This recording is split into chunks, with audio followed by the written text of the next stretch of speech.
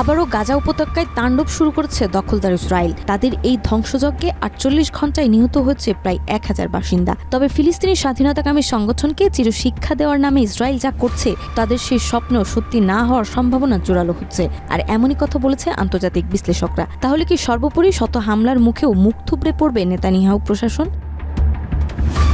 ফিলিস্তিনের অবরুদ্ধ গাজা উপত্যকায় ফের স্থল হামলা চালিয়েছে দখলদার ইসরায়েল। ১৯ মার্চ ইসরায়েলি সেনাবাহিনী জানিয়েছে তারা গাজার নির্দিষ্ট এলাকাগুলোতে স্থল অভিযানে অংশ নিয়েছে এবং গাজাকে বিভক্ত করে গড়ে তোলার কথিত নেতজারিম করিডোরে পূর্ণ নিয়ন্ত্রণ নিয়েছে।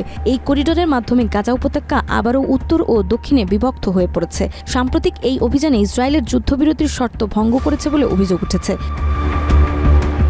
ইসরায়েল দাবি করছে তাদের লক্ষ্য ফিলিস্তিনি স্বাধীনতাকামী সংগঠনকে নির্মূল করা। তবে যুক্তরাষ্ট্রের রাজধানী ওয়াশিংটন ডিসি ভিত্তিক think tank centre for American প্রোগ্রেসের রাজনৈতিক বিশ্লেষক এইচ.এ. হিলার মনে করেন সামরিক পদক্ষেপের মাধ্যমে ফিলিস্তিনি স্বাধীনতাকামী সংগঠনকে নির্মূল করা সম্ভব নয়। তিনি সংবাদ মাধ্যম আল জাজিরাকে বলেন, আপনারা যা দেখছেন তা হলো একই ঘটনার পুনরাবৃত্তি। গাজায় আবারও স্থল হামলার মাধ্যমে নেতজারিম করিডোরকে সমীকরণ করা হচ্ছে এবং ফিলিস্তিনের গাজার উত্তরাঞ্চল থেকে দক্ষিণাঞ্চলে সরিয়ে নেওয়া হচ্ছে।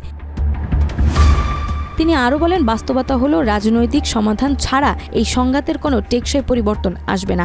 আর দুঃখজনকভাবে রাজনৈতিক সমাধানে ইসরায়েলের কোনো আগ্রহ নেই। হিলারের মতে যদি ইসরায়েল সত্যিই গাজা থেকে ফিলিস্তিনি স্বাধীনতাকামী সংগঠনকে অপসারণ করতে চায় তাহলে সেখানে একটি বিকল্প নেতৃত্বের সুযোগ সৃষ্টি করতে হবে। কিন্তু ইসরায়েল এখন পর্যন্ত এই ধরনের রাজনৈতিক বিকল্পের বিরোধিতা করে আসছে।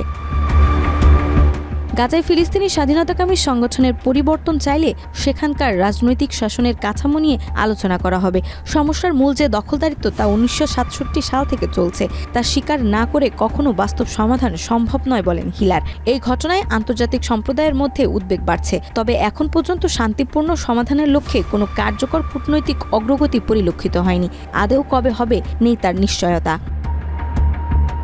নাজমা, মাই টিভি।